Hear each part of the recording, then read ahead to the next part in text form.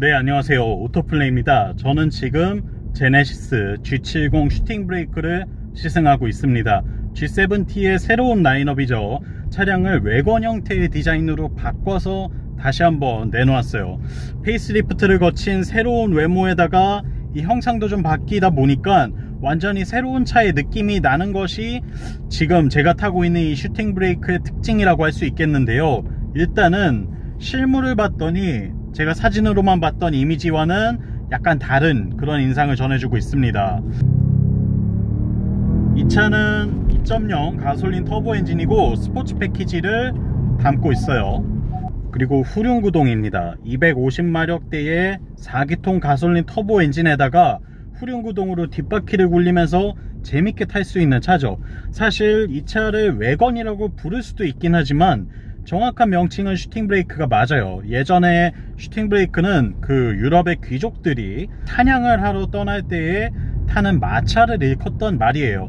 그러다가 이게 자동차로 넘어오면서 자동차를 타고도 사냥이나 다른 아웃도어 활동을 즐길 수 있으면서 동시에 장거리 주행도 가능하고 좀 더 럭셔리한 이미지를 가지는 그런 차를 표현할 때 바로 이 슈팅 브레이크라는 말을 쓰고, 그리고 적재 공간을 좀 더 확장시켜 놓은 우아한 세단의 그런 느낌을 살린 차를 표현하고 있습니다.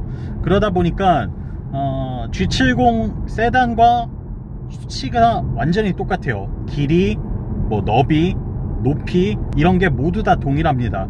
휠베이스까지도 다 동일한데, 다만 이 C필러 뒤로 이어지는 트렁크 공간을 좀 더 높게 기존의 루프라인과 동일하게 떨어지도록 하면서 적재 공간을 확장시킨 것이 이 차의 디자인 특징이죠.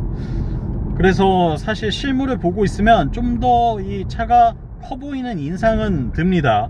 예전 G70 세단에 비해서는 약간 더 크다는 느낌이 확실하게 들고요. 2열 공간도 타고 내리기에 좀 더 편안하게 이 도어 디자인을 약간 손봤다고 해요. 이런 디자인 변화들이 합쳐져서 이 G70 슈팅 브레이크가 탄생하게 된 건데요. 사실 사진으로만 봤을 때는 저도 이게 뭐야 라고 생각했는데, 또 실물을 보니까 실제로 이런 입체적인 이미지로서 눈으로 담아서 보니까 확실히 그 느낌이 다른 것 같아요. 일단은 이 전체적인 쉐입이 굉장히 예쁘죠. A 필러에서부터 이어져서 B, C, D 필러까지 이어지는 이 루프 라인이 너무나 예쁘게 생겼기 때문에 디자인적인 유려함을 굉장히 잘 표현하고 있는 차라는 생각이 들어요. 게다가 저는 오히려 세단보다 좀 더 스포티하다는 느낌도 드는데, 확실히 이 아웃도어 활동을 즐기는 분이라고 한다면 슈팅 브레이크가 굉장히 나의 그 개성과 나의 라이프 스타일을 잘 표현해주고 또 잘 즐길 수 있는 그런 차가 되지 않을까라는 생각이 드네요. 전면부에서는 거의 차이가 없습니다. 다만 이 사이드 뷰를 보고 있으면 실루엣이 달라진 걸 확인할 수가 있고요. 그리고 뒷모습도 테일게이트가 생기면서 기존의 트렁크 공간을 좀 더 확장시켜서 쓸 수 있도록 만들어 놨고, 와이퍼가 추가되었고요. 그리고 후방 카메라 위치가 변경이 되었어요. 여기에 테일 램프에도 트렁크 부분에 작게 램프를 이어놨죠. 제네시스의 상징인 투라인 헤드램프를 작게나마 테일게이트 부분에서도 이렇게 연결되는 느낌을 전해주도록 만들어 놓은 모습을 볼 수가 있습니다. 물론 이 라인이 좀 더 길게 이어졌다면 더 예뻤을 것 같다는 생각이 들긴 하는데, 그럼에도 불구하고 그게 아니라고 하더라도 굉장히 예쁘게 보이는 것 같기는 해요. 사실 사진으로 볼 때 예쁘지 않다고 생각했던 차를 실물로 보고 지금 예쁘다고 이야기하는 제 스스로도 약간은 의아하긴 한데, 실제로 그렇습니다. 이 차를 도로 위에서 그렇게 많이 보기는 어렵겠지만 한번 만나게 되신다면 유심히 살펴보세요. 제가 말씀드린 이야기가 뭔지 느낌이 다가오실 거예요. 이 차는 유럽 시장을 겨냥해서 만들어진 차입니다. 유럽 시장에서는 상대적으로 이 세단형 모델보다 외관 형태의 준중형급 차들이 인기가 더 많거든요. 그래서 BMW의 3시리즈 투어링도 존재하고, 벤츠의 C클래스 에스테이트 모델도 있고, 아우디의 A4 아반트 모델도 있죠. 여기에 볼보의 V60 모델까지 더하면 정말 유럽 시장에는 많은 이 외관 형태의 차들이 존재합니다. 그 가운데 이 G70 슈팅 브레이크가 아마 가장 날렵한 인상을 갖고 있지 않나 라는 생각이 드는데요. 실제로 운동 성능도 그렇습니다. 운전할 때에도 굉장히 가뿐하고 몰기 편하다는 느낌이 들면서도 이 운동 성능이 꽤나 발군의 실력을 발휘하고 있기 때문에 사실 이 핸들링을 즐기면서 타기에 굉장히 좋은 선택지가 되죠. 그리고 G70 기존 모델 대비 약간 저는 좀 달라진 인상을 이야기해보자면, 지금 스포츠 플러스 모드일 때 이 차는 스포츠 패키지가 들어가 있거든요. 전자제어 서스펜션이 감쇄력이 굉장히 단단하게 변화되는 걸 볼 수가 있어요.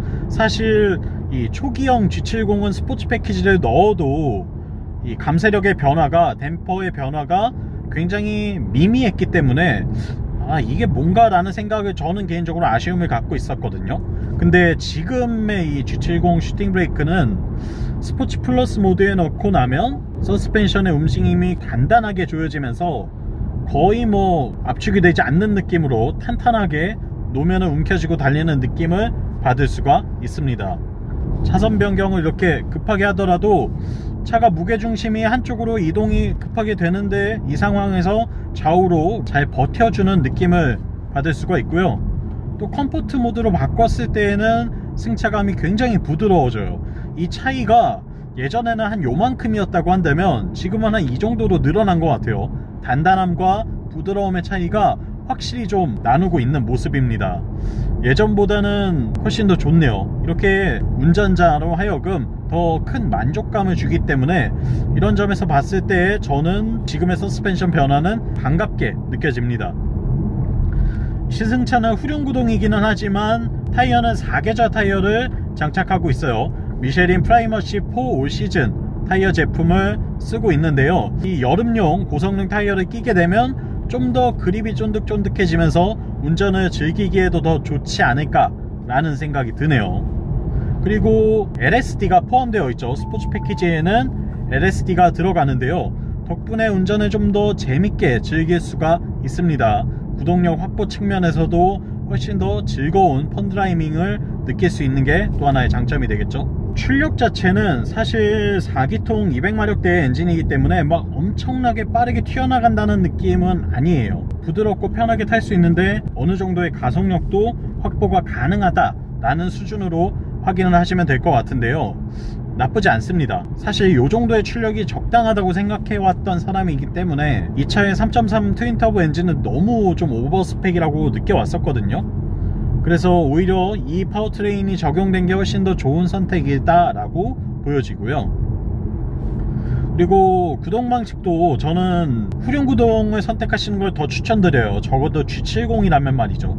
G70라고 한다면 이 후륜구동으로 좀 가뿐하게 움직이는 차량의 기민한 움직임을 느끼는 재미로 타는 차이기 때문에 이 차만큼은 4륜구동 말고 후륜으로 구입하셔서 겨울에는 윈터 타이어 끼시고 여름에는 고성능 타이어 껴서 운전의 재미를 좀 더 즐기시기를 권해드립니다. 편의사양 같은 경우에는 물론 출시한 지 좀 몇 년 된 모델이기 때문에 완전 최신의 장비들은 아니지만 그럼에도 불구하고 지금 2022년에 이 차를 타는 데 있어서 전혀 불편한 부분은 없어요. 10.25인치 인포테인먼트가 자리 잡고 있고요.